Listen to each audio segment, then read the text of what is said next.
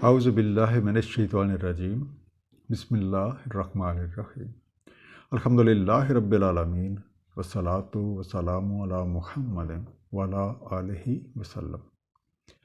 انشاءاللہ آج ہم سورہ آل عمران کے پہلے اور دوسرے رکوع کا مطالعہ کریں گے۔ سب سے پہلے اس سورت کے بارے میں کچھ تھوڑی سی معلومات۔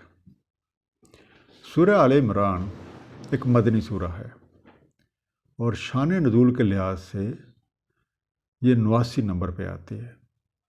اس میں کل 200 آیات ہیں جو کہ 20 رکوع پہ مشتمل ہیں۔ اس سورہ کا نام اسی سورت کی آیت نمبر 33 میں مذکور ہے۔ حضرت عمران حضرت مریم علیہ السلام کے والد تھے اور حضرت مریم علیہ السلام حضرت عیسیٰ علیہ السلام کی والدہ تھی۔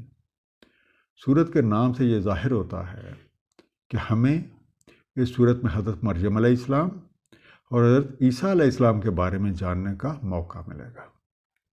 اس دعا کے ساتھ کہ اللہ تعالیٰ اپنے حبیب نبی پاک صلی اللہ علیہ وآلہ وسلم کے طفیل ہم سب کو قرآن کریم کا صحیح مفہوم عطا فرمائیں۔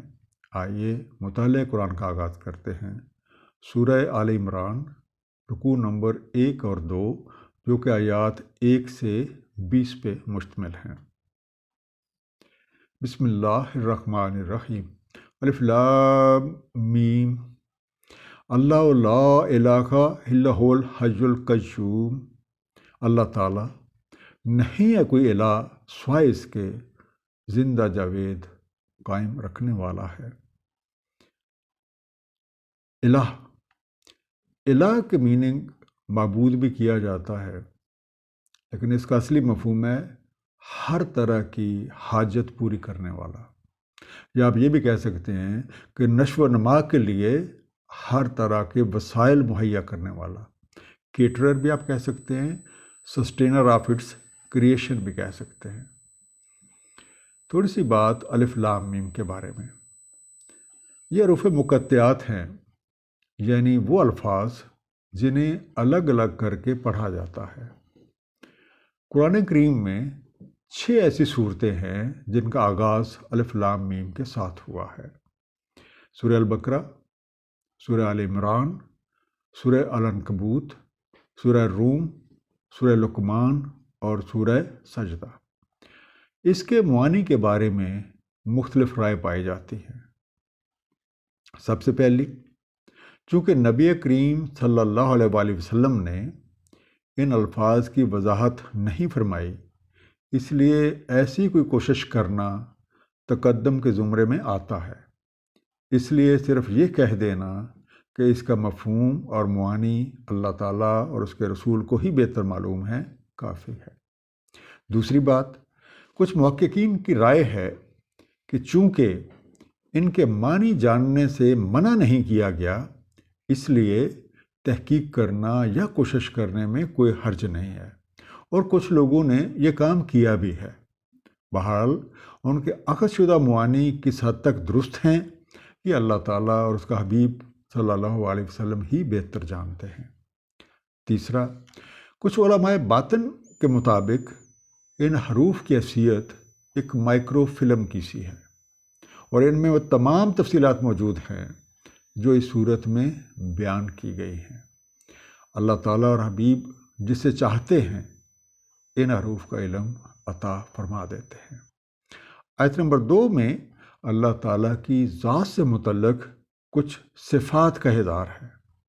اللہ تعالیٰ وہ ذات بے مثال ہے جو اپنی تمام مخلوقات کی ہر طرح کی حاجات پوری کر رہا ہے، اور اسے یہ کام کرنے کے لیے بالکل کسی کی مدد نہیں چاہیے، جبکہ تمام مخلوقات اسی کی محتاج ہے۔ وہ زندہ جاوید اور قائم بالذات ہے، اس کی بدولت کائنات میں زندگی ہے، اور اسی کی صفات ہر سو پھیلی ہوئی ہیں اور اپنے خالق اور مالک کی صنائی کا منہ بولتا ثبوت ہے۔ اس لیے وہی لائق ابدیت ہے اور وہی وحدہ لا شریک ذات اللہ ہے۔ نزل علیک الکتاب بالحق مصدقا لما بین یدیہ वानज़ल तौरात वल इंजील, नाज़िल फरमाई आप पर किताब हक के साथ, तस्दीक करती है उसकी जो उनके हाथों में है, और नाज़िल फरमाई तौरात और इंजील। मिन कब्ल हुदल लिन्नास वानज़ल फुरकान, इससे कबल हदायत लोगों के लिए, और नाज़िल फरमाया है फुरकान।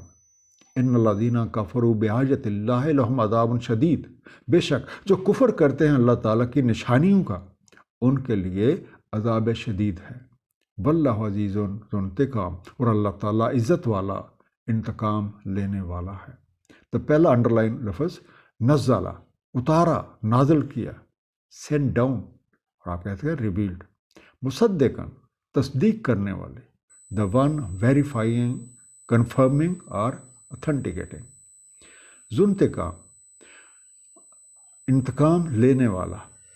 अब इंतकाम का जो लफ्ज़ है इसका मादा है नकम, नून काफ मीम, जिसका बुनियादी मफ़हूम होता है बुरी बात को बुरा कहना और बुराई करने वालों को उसके फ़ेल के मुताबिक बदला देना। इस लिहाज से ज़ुन्तिकाम का बनेगा जो ट्रांसलेशन है ऑल एबल ऑफ रेट्रीब्यूशन। अब उस ज़ात बेमिसाल ने अपने मखलूक को बनाने के बाद यूं ही नहीं छोड़ दिया, बल्कि उसकी रहनुमाई का बंदोबस्त फरमा दिया ताकि हर कोई अपने मकसद तख्लीक को पाने की कोशिश करे। इस बंदोबस्त के सिलसिले की कड़ी अंबिया कराम हैं जो अल्लाह ताला के चुने हुए बंदे हैं। अल्लाह ताला ने उन्हें अपनी किताबें दे के भेजा ताकि वह मखलूक खुदा की इनके मुताबिक तरबियत करें और लोग अपने मामलात के फ़ैसले इन किताबों के मुताबिक करें। इसी निज़ाम के तहत हज़रत मूसा अलैहिस्सलाम पे तौरात और हज़रत ईसा अलैहिस्सलाम पे इंजील नाज़िल हुई। ये किताबें नबी पाक सल्लल्लाहु अलैहि वसल्लम की बेइज्जत से पहले लोगों के लिए हदायत और रहनुमाई का ज़रिया थीं। नबी करीम सल्लल्लाहु अलैहि वसल्लम ख़ातमुन नबीयीन हैं और आप पे सिलसिला नबुव्वत की तकमील हुई। आप पे कुरान करीम नाज़िल हुआ जो कि सिलसिला कुतुब की आखिरी और ख़त्मी किताब है, और ये किताब आपने से पहले वाली तमाम किताबों की तस्दीक करती है और उनके मज़ामीन की मुहाफ़िज़ है। इसलिए अब तमाम लोगों की नजाहत का ज़रिया कुरान पाक की तालीमात पर नबी पाक सल्लल्लाहु अलैहि वसल्लम की सुन्नत मुबारका के मुताबिक अमल करने में है। और जो लोग इस हकीकत से इनकार करेंगे वो अपने इन करतूतों का अंजाम खुद ही भुगतेंगे। जैसे कि सूरह अल-माइदा आयत नंबर 48 में इरशाद है, हमने नाज़िल फरमाई है आपकी तरफ किताब हक के साथ, तस्दीक करती है उसकी जो उनके हाथों में है और निगहबान है उनकी। इन्नल्लाह ला यख़फ़ा अलैहि शैउन फ़िल अर्ज़ि वला फ़िस समा, बेशक अल्लाह ताला से कोई शय मख्फी नहीं ज़मीन में और ना ही आसमान में। हुवल्लज़ी युसव्विरुकुम फ़िल अरहाम कैफ़ा यशा, वही है जो तुम्हारी सूरत गरी करता है अरहाम में जैसी चाहता है। ला इलाहा इल्ला हुवल अज़ीज़ुल हकीम, नहीं है कोई इलाह मगर वही इज़्ज़त वाला हिकमत वाला है। यख़फ़ा, छुपा हुआ, हिडन, युसव्विरुकुम, तुम्हारी सूरत गरी करता है, तुम्हारी सूरतें बनाता है। शेप्स यू अप, अल-अरहाम, रहम पेट का वो हिस्सा जहाँ बच्चा रहम मादर में रहता है या पलता है, आप कह सकते हैं वॉर्म्स। अब चूँकि अल्लाह ताला ही हकीकी खालिक और हकीकी मालिक हैं, इसलिए अपनी मखलूक की कोई भी चीज़ उनसे मख्फी नहीं है। सूरह आल इमरान की आयत नंबर 29 में इरशाद है, कह दें अगर तुम मख्फी रखो अपने सीनों में या ज़ाहिर कर दो, मालूम है अल्लाह को और उसे इल्म है जो कुछ आसमानों में है जो कुछ ज़मीन में है, अल्लाह ताला हर शय पे कादिर है। और इसी तरह सूरह अल-अहज़ाब की आयत नंबर 54 में इरशाद है, तुम ज़ाहिर करके कहो कोई शय या तुम मख्फी रखो, बस बेशक अल्लाह ताला हर शय का इल्म रखता है। इसलिए अगर हमारा ये यकीन पुख्ता हो जाए कि अल्लाह ताला हर जगह मौजूद है, वो हमें देख रहा है, हमारा कोई भी कौल या हमारा कोई भी फ़ेल, जहाँ तक हमारे ख़यालात भी उसे पोशीदा नहीं हैं, तो आप खुद बताइए कि कोई भी एक बुरा काम कैसे सर अंजाम दिया जा सकता है। उस ज़ात की एक निशानी ماں کے پیٹ میں بچے کی صورت گری ہے، اور عقل اس بات پہ حیران رہ جاتی ہے کہ کس طرح پانی کا ایک قطرہ رحم مادر میں تخلیق کے مختلف مراحل طے کرتے ہوئے ایک بچے کی صورت میں اس دنیا میں آ جاتا ہے۔ اللہ تعالیٰ کی ایک صفت مصوری ہے، اور اسی نے ہر شے کو اس کے کردار کے مطابق شکل بخشی ہے۔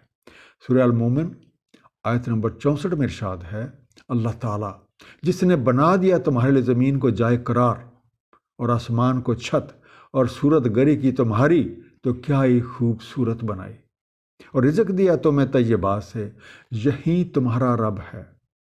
بس بڑا ہی بابرکت اللہ تعالیٰ رب العالمین ہے۔ تخلیق انسانی کا عمل ایک جیسا ہونے کے باوجود ہم سب کی شکلیں، جسامت اور رنگ وغیرہ مختلف ہیں۔ اس امر کی وضاحت سورہ الانفطار کی آیت نمبر 8 میں ہے، جس کا مفہوم ہے جس صورت میں چاہا تجھے سوار کر دیا۔ اس مصور حقیقی کے علاوہ نہ تو کوئی صورت گری کرنے والا ہے اور نہ ہی حقیقی خالق ہے۔ اب جو کوئی اس بات پہ ایمان نہ لائے تو اسے یاد رہے کہ اس خالق اور مالک کے پاس ہر طرح کے اختیارات ہیں، اور اس کے قوانین اس پوری کائنات میں نافذ ہیں، جن کے مطابق اچھے کاموں کا اچھا بدلہ اور نافرمانی کی سزا بھی ہے۔ هو الذی انزل علیک الکتاب، وہی ہے جس نے نازل فرمائی ہے آپ پر الکتاب۔ منہ آیات محکمات ہن ام الکتاب واخر متشابہات، اس میں آیات محکمات ہیں جو کہ ام الکتاب ہیں، اور کچھ دوسری متشابہات۔ فَأَمَّا الَّذِينَ فِي قُلُوبِهِمْ زَيْغٌ فَيَتَّبِعُونَ مَا تَشَابَهَ مِنْهُ ابْتِغَاءَ الْفِتْنَةِ وَابْتِغَاءَ تَأْوِيلِهِ، پس وہ لوگ جن کے دلوں میں کجی ہے سو پیچھے پڑتے ہیں جو مشابہ ہیں ان میں فتنے کی تلاش اور ان کی تعویل ڈھونڈنے کو۔ وَمَا يَعْلَمُ تَأْوِيلَهُ إِلَّا اللَّهُ، اور نہیں ہے علم اس کی تعویل کا سوائے اللہ تعالیٰ کے۔ وَالرَّاسِخُونَ فِي الْعِلْمِ يَقُولُونَ آمَنَّا بِهِ كُلٌّ مِّنْ عِندِ رَبِّنَا، اور جو راسخ فی العلم ہیں وہ کہتے ہیں کہ ہمارا ایمان ہے ان پہ، سب کچھ ہمارے رب کے ہاں سے ہے۔ وَمَا يَذَّكَّرُ إِلَّا أُولُو الْأَلْبَابِ، نہیں یاد دہانی پکڑتے سوائے عقل دانش والوں کے۔ محکمات، جو پہلا انڈر لائن لفظ ہے، محکم، پکی، پختہ، ایبسولوٹلی کلیئر۔ ام الکتاب، کتاب کی بنیاد، فاؤنڈیشن آف دا بک۔ متشابہات، اس کا روٹ ہے شبہ، شین بے ہے، ملتی جلتی، جن میں مشابہت پائی جائے۔ زیغن ہوتا ہے ٹیڑھ یا ٹیڑھا پن۔ ابتغاء، تلاش کرنا، سیکنگ۔ تعویل، خلاصہ، تعبیر، نتیجہ نکالنا، انٹرپریٹیشن۔ الراسخون، رسخ ہوتا ہے مضبوط یا سختی سے گڑے ہونا، کسی چیز کی تہ میں اتر جانا، کیونکہ رسخ کا بنیادی مفہوم ہی کسی چیز کے اندر یا کسی چیز کی تہ تک اتر جانا ہے۔ اس لحاظ سے راسخ فی العلم وہ لوگ ہیں جو تحقیق اور غور و فکر کے بعد علم کے یقینی درجے کو پا چکے ہیں، یعنی علم شے اور حقیقت شے جان چکے ہیں۔ انگلش میں آپ کہہ سکتے ہیں انٹرینچڈ، انگرینڈ اور ریچڈ ان ڈیپتھ۔ اس آیت مبارکہ سے ہمیں یہ پتہ چلتا ہے کہ اس الکتاب میں دو طرح کی نشانیاں ہیں، ایک جو محکم یعنی بالکل واضح ہیں اور وہی اس کتاب کی اصل بنیاد ہے، اور اس کے علاوہ کچھ دوسری جو متشابہات ہیں، یعنی ان میں چیزوں کا ذکر تمثیلی انداز سے ہے تاکہ غور و فکر کر کے انہیں سمجھا جا سکے۔ خود سے کچھ آیات کو متشابہ قرار دینا یا ان کی تعداد معین کرنا کسی لحاظ سے بھی درست نہیں۔ قرآن فہمی کے طالب کو معلوم ہے کہ اللہ تعالیٰ نے اس یاد دہانی یا اس قرآن کریم کو آسان کر رکھا ہے۔ ضرورت اس امر کی ہے کہ ان آیات پہ غور و فکر اور تفکر کیا جائے، جیسا کہ قرآن کریم میں ارشاد ہے سورہ الاعراف آیت نمبر 52، تحقیق ہم لائے ہیں ان کے پاس ایک کتاب مفصل فرمایا ہے جسے علم کی بنیاد پر ہدایت اور رحمت ہے ایمان والوں کے لیے۔ اور سورہ فصلات آیت نمبر 3 میں ارشاد ہے ایک کتاب مفصل کی آیتیں علم رکھنے والے لوگوں کے لیے۔ یہ کتاب سب لوگوں کے لیے ہے، اور جو کوئی بھی ذوق اور شوق کے ساتھ اس کا مطالعہ کرتا ہے، اس کے آیات پہ غور و فکر کرتا ہے، وہ اس میں بیان کردہ چھپے خزانوں کے انوارات سے اپنی استطاعت کے مطابق فائدہ اٹھا لیتا ہے۔ سورہ القمر میں کئی دفعہ یہ بات دہرائی گئی ہے، وَلَقَدْ يَسَّرْنَا الْقُرْآنَ لِلذِّكْرِ فَهَلْ مِن مُدَّكِرٍ۔ ہم نے آسان کر دیا قرآن کو، تو ہے کوئی جو سوچے سمجھے۔ قرآن کریم سے ہمیں یہ حقیقت بھی معلوم ہوتی ہے کہ فہم قرآن بتدریج ترقی کرتا ہے، اس لیے شروع میں کم آیات سمجھ آتے ہیں، لیکن جوں مطالعہ، مشاہدہ، عمل اور غور و فکر بڑھتا جاتا ہے، قرآن کریم کا فہم ترقی پاتا ہے۔ اور شروع میں ایک طالب علم کے لیے جو آیات متشابہات کا درجہ رکھتی تھیں، وہ آہستہ آہستہ محکمات میں شامل ہوتی جاتی ہیں۔ اب جن لوگوں کے دلوں میں کوئی ٹیڑھ ہے، کوئی خرابی ہے، اور وہ لوگوں کو اللہ کی راہ سے دور کر دینا چاہتے ہیں، زمین میں فساد پھیلانا چاہتے ہیں، وہ اپنی مقصد براری کی خاطر ان متشابہات کے پیچھے پڑے رہتے ہیں اور اپنی مرضی کے مطابق ان کے معنی جو اخذ کرتے ہیں۔ قرآن کریم نے ان کی جو طرز عمل ہے اس کی وضاحت سورہ الاعراف کی آیت نمبر 45 اور سورہ ہود کی آیت نمبر 19 میں تقریباً ایک جیسے الفاظ میں کی ہے۔ جو روکتے ہیں اللہ کی راہ سے اور تلاش کرتے ہیں اس میں کوئی کجی، وہی آخرت سے کفر کر رہے ہیں۔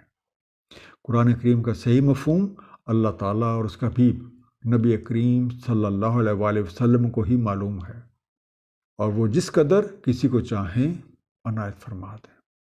علم میں پختہ کار یعنی وہ لوگ جن کے اندر روحانی طرزیں راسخ ہو چکی ہیں، وہ اس بات کا یقین رکھتے ہیں کہ دنیا میں، آخرت میں، دنیا میں آنے سے پہلے، دنیا سے جانے کے بعد، اگلے عالم میں جی اٹھنے کے بعد، صبح، دوپہر، شام اور رات میں جو کچھ بھی ہوتا ہے، جو کچھ ہو چکا ہے اور جو کچھ ہو رہا ہے، سب کچھ اللہ تعالیٰ کی طرف سے ہے۔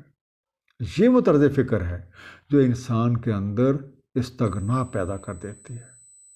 استغنا کا مطلب یہ نہیں ہے کہ ہاتھ پاؤں چھوڑ کے بیٹھا رہ جائے، بلکہ کوشش اور جد و جہد لازم ہے، لیکن نتائج اللہ تعالیٰ پہ چھوڑ دیں اور اپنی کوشش کا جو نتیجہ بھی سامنے آئے اسے خوش دلی کے ساتھ قبول کریں۔ راسخ فی العلم لوگوں کے بارے میں سورہ نساء آیت نمبر 162 میں ارشاد ہے، لیکن جو راسخ فی العلم ہیں ان میں سے اور یقین رکھنے والے ہیں، وہ مانتے ہیں جو کچھ نازل ہوا کی طرف، جو کچھ نازل کیا گیا آپ سے پہلے، قائم رکھتے ہیں صلاۃ کو اور اپنائے رکھتے ہیں طریقہ زکوٰۃ، اور ایمان رکھتے ہیں اللہ تعالیٰ یوم آخر پہ۔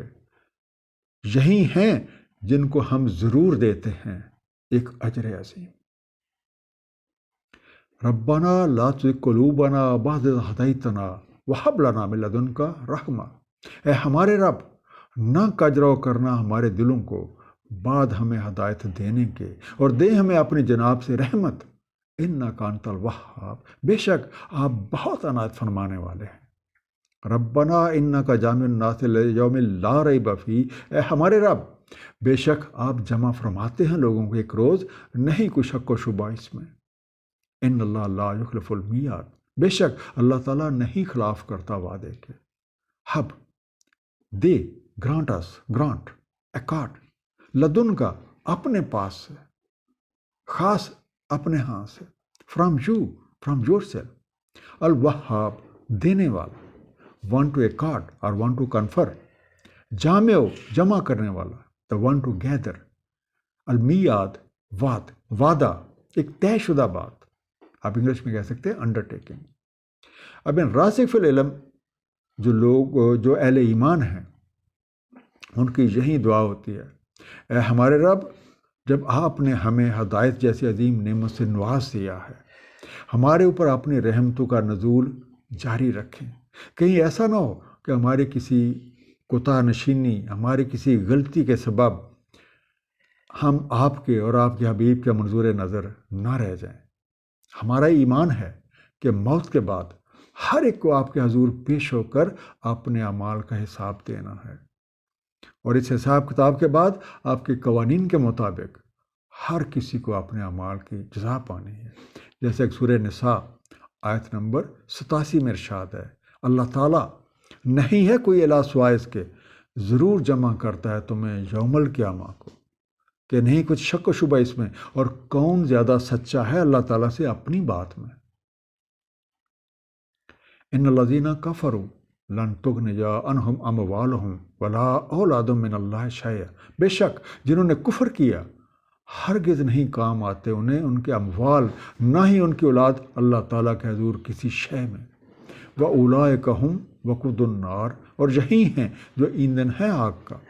کداب آل فرعون والذین من قبلہم، جیسے روش آل فرعون اور جو ان سے پہلے تھے۔ کذبوا بآیاتنا فأخذہم اللہ بذنوبہم، تکذیب کی انہوں نے ہماری نشانیوں کی تو مواخذہ کیا ان کا اللہ تعالیٰ نے ان کی لغزشوں کے سبب۔ واللہ شدید العقاب، اور اللہ تعالیٰ شدید تعاقب کرنے والا ہے۔ تو پہلا انڈرلائن لفظ وقود۔ وقود ہوتا ہے جلانے کی کوئی چیز، جلانے کی لکڑیاں یا کوئی بھی اور شے، اور انگلش میں آپ کہہ سکتے ہیں فیول۔ کداب جیسے مداومت کی، یا جیسا کوئی طریقہ کار رہا، یا جس طریقے سے وہ لوگ لگاتار ایک مصروف عمل رہے، تو لائک دی بیہیویئر۔ بذنوبہم، ان کے قصور، ان کی تقصیریں، ان کی کوتاہیاں، ان کی غلطیاں، مسٹیکس، فالیز اور مسٹیکس۔ العقاب، عقب سے بنا، پیچھا کرنے والا، پرسوئنگ۔ موت کے بعد ہر کسی کو اپنے رب کے حضور پیش ہو کر اپنے اعمال کا حساب دینا۔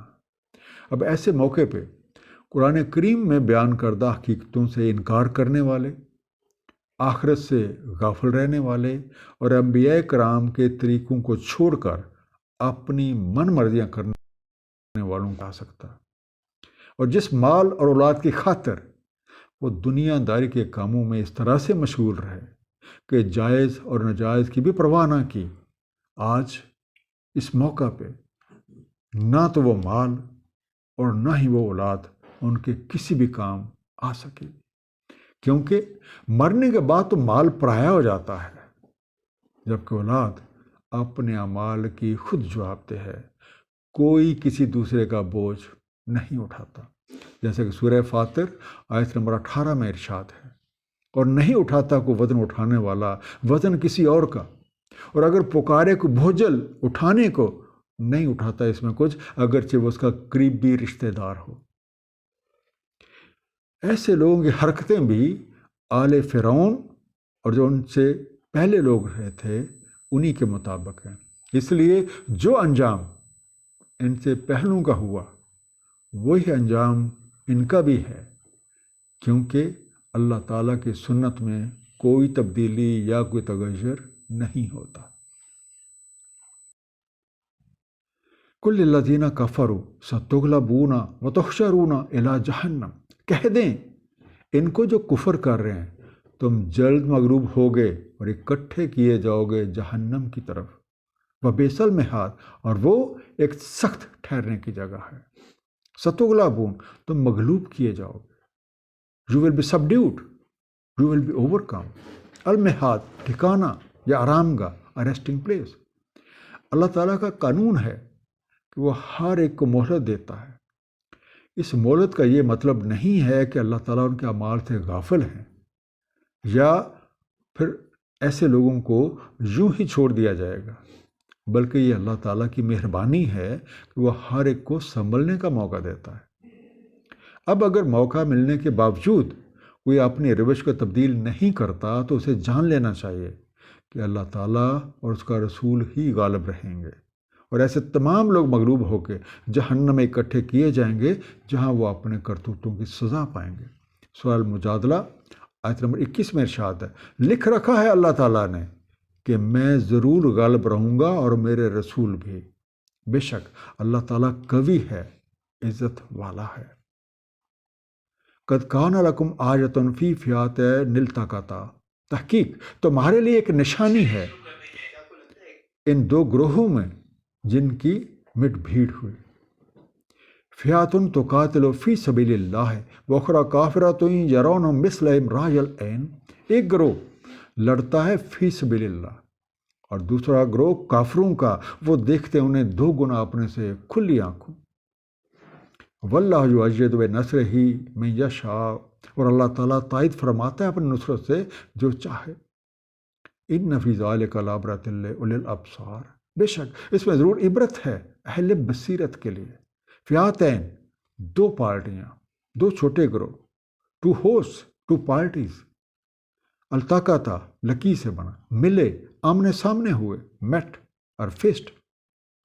اخرى دوسرا، آپ کہتے ہیں another، یرونہم وہ انہیں دیکھتے، they were seeing them، مثلہم اپنے سے دو گنا یا دو کے برابر، twice of them، العین آنکھوں سے، یؤیدو عید سے بنا، حوصلہ بڑھاتا ہے، سپورٹس them اور انڈورسز۔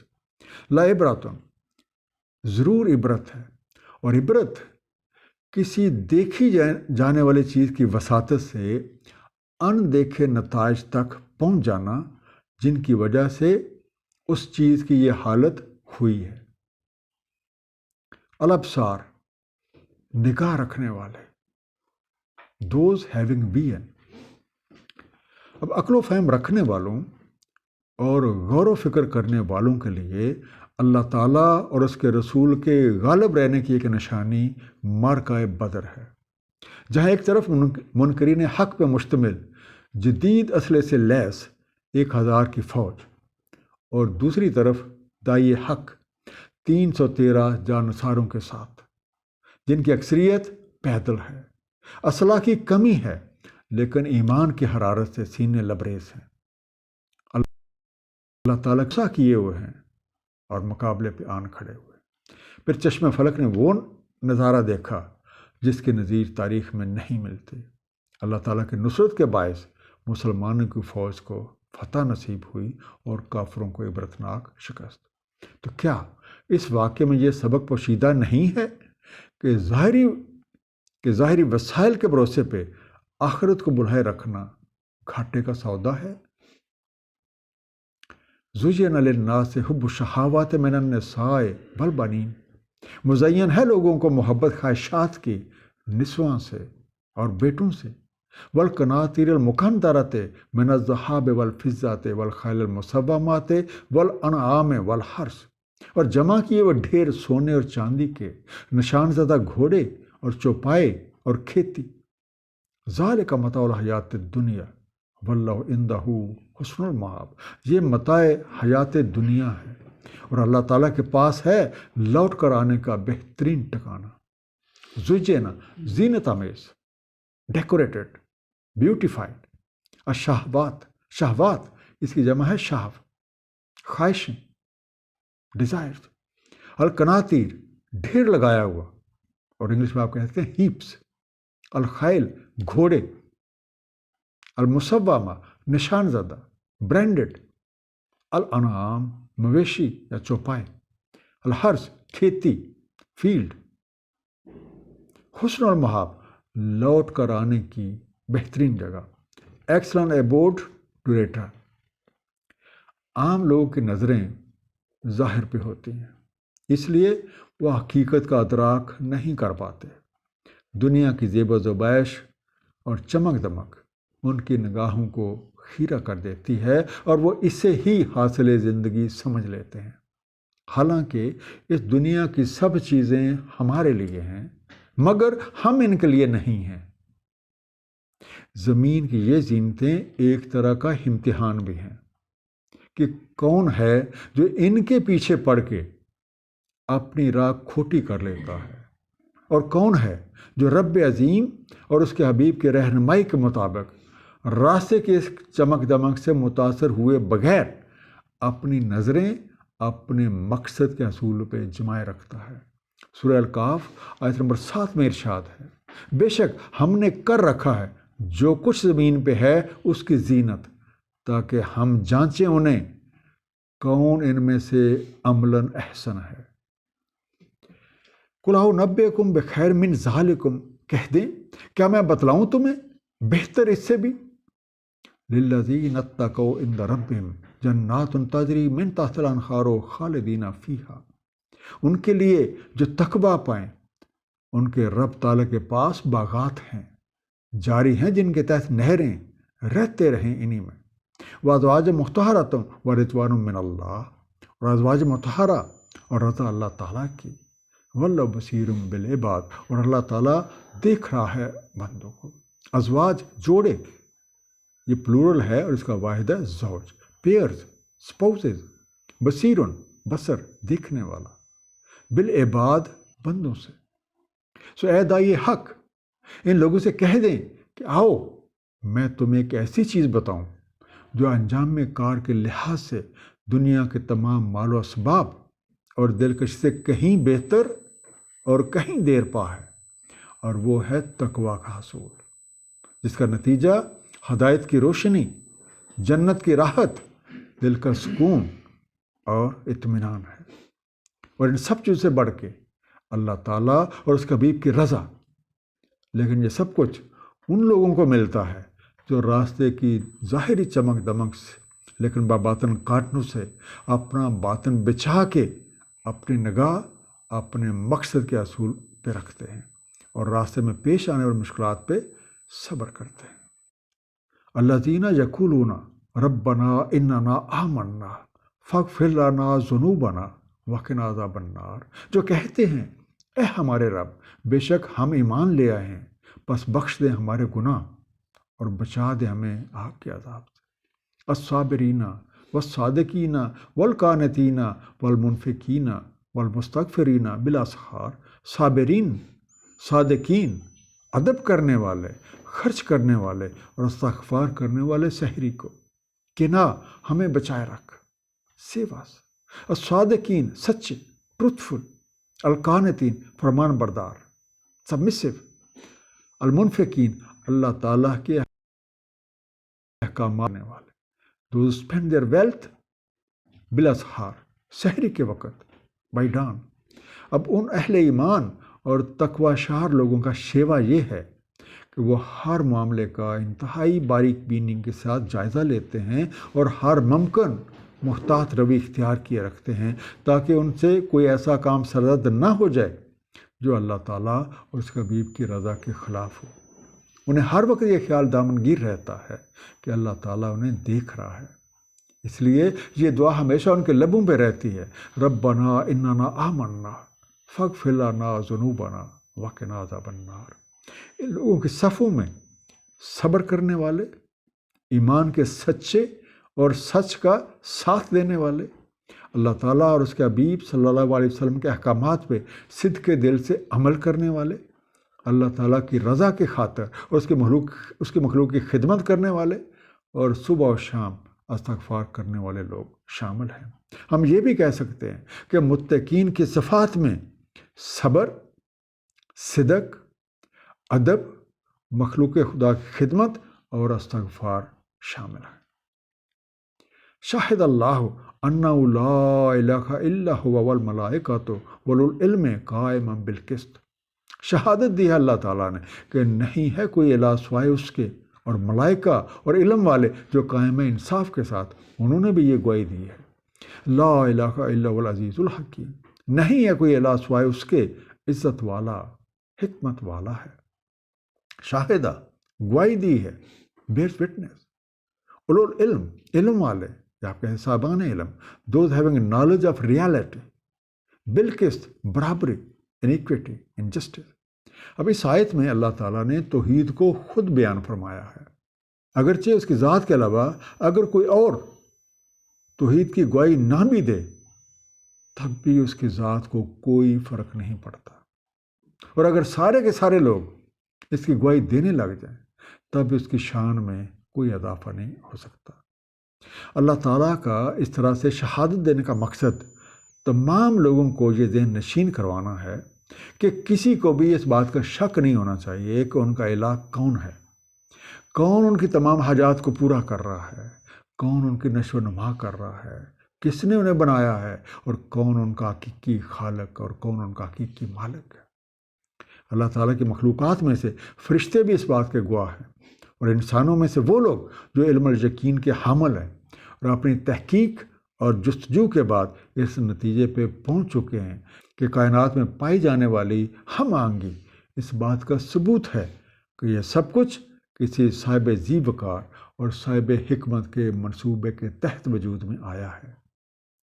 یہاں سب کچھ اسی کی ملکیت ہے، اور وہی اپنی تمام مخلوقات کی ہر طرح کی ضروریات پوری کر رہا ہے، اور یہ عظیم ہستی اللہ وحدہ لا شریک ہے۔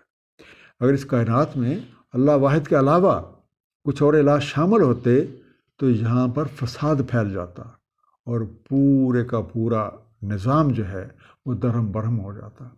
سورہ الانبیاء آیت نمبر 22 میں ارشاد ہے، اگر ہوتے زمین و آسمان میں الہ سوائے اللہ تعالیٰ کے تو ضرور فساد پھیل جاتا ان میں۔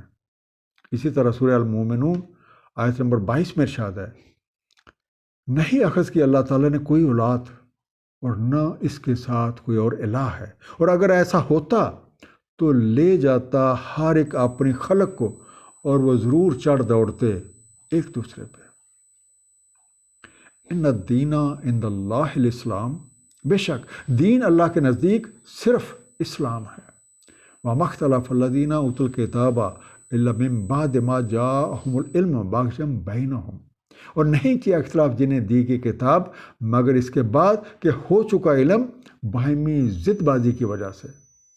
وَمَن يَكْفُرْ بِآيَاتِ اللَّهِ فَإِنَّ اللَّهَ سَرِيعُ الْحِسَاب، اور جو کوئی کفر کرتا ہے اللہ تعالیٰ کی نشانیوں سے تو بے شک اللہ تعالیٰ جلد حساب چکا دینے والا ہے۔ سریع الحساب، جلد حساب لینے والا، کوئک، ہم کہتے ہیں سوئفٹ ایٹ اکاؤنٹیبلٹی اور ریکننگ۔ اسلام ہی اللہ تعالیٰ کے نزدیک دین ہے، اور دین کا مفہوم ہے قانون، آئین اور ضابطہ، اور اسلام اس دین اور ضابطے کو مکمل طور پہ قبول کرنے اور اس پہ عمل کرنے کا نام ہے۔ قانون کی حکمرانی ہی کسی بھی معاشرے میں امن، بھائی چارے اور فلاح و بہبود کی ضمانت ہے، اور اس کے برعکس قانون کی خلاف ورزی فتنہ و فساد، عدم استحکام اور لڑائی جھگڑے کا باعث ہے۔ آج سے پہلے بھی اور فی زمانہ بھی دین میں اختلاف کی وجہ کسی رہنما کتاب کا نہ ہونا نہیں بلکہ صاحبان علم کی باہمی ضد بازی رہی ہے، اور اس ضد بازی کی بنیادی وجہ حسد، خود پرستی اور خود نمائی ہے، جس کی وجہ سے قوم کی وحدت پارا پارا ہو جاتی ہے اور وہ فرقوں میں بٹ کے رہ جاتی ہے۔ سورہ البقرہ آیت نمبر 213 میں ارشاد ہیں، لوگ امت واحدہ تھے، سو مبعوث فرمایا اللہ تعالیٰ نے نبیوں کو بشارت دینے والے اور متنبع کرنے والے، اور نازل کی ان کے ساتھ کتاب حق والے، تاکہ فیصلہ کر دے لوگوں کے مابین جس میں وہ اختلاف رکھتے ہیں۔ نہیں اختلاف کیا اس میں مگر جن کو یہ دی گئی بعد اس کے کہ آ چکے ان کے پاس دلائل روشن باہمی بغاوت میں۔ اور سورہ عاشوراء آیت نمبر 14 میں ارشاد ہے، اور نہیں تفرقہ ڈالا انہوں نے مگر بعد اس کے کہ آ چکا ان کے پاس علم باہمی ضد بازی سے، اور اگر نہ ہوتا ایک کلمہ سابقہ تیرے رب کی طرف سے اجل مسمى تک کا تو طے کر دیا جاتا ان کے مابین، اور بے شک جو وارث بنے الکتاب کے اس کے بعد وہ اس میں ایک اضطراب آمیز شک میں پڑے ہوئے ہیں۔ اس حقیقت ثابت کا انکار کرتے ہیں اور اپنی خواہشات نفس کی پیروی کرتے ہیں، سراسر گھاٹے میں۔ ہم سب کو یاد رکھنا ہے کہ اللہ تعالیٰ جلد حساب چکا دیتا ہے۔ وَإِنْ حَاجُّوكَ فَقُلْ أَسْلَمْتُ وَجْهِيَ لِلَّهِ وَمَنِ اتَّبَعَنِ، اور اگر وہ حجتیں کریں آپ سے تو کہہ دیں میں نے سر تسلیم خم کیا اللہ تعالیٰ کے حضور اور وہ بھی جو میری اتباع کرتے ہیں۔ وَقُلْ لِلَّذِينَ أُوتُوا الْكِتَابَ وَالْأُمِّيِّينَ أَأَسْلَمْتُمْ، اور کہہ دیں ان کو جنہیں دی گئی ہے کتاب اور امیوں سے، کیا تم تسلیم خم کرتے ہو؟ فَإِنْ أَسْلَمُوا فَقَدِ اهْتَدَوْا، اگر وہ تسلیم کر لیں تو تحقیق ہدایت پا گئے.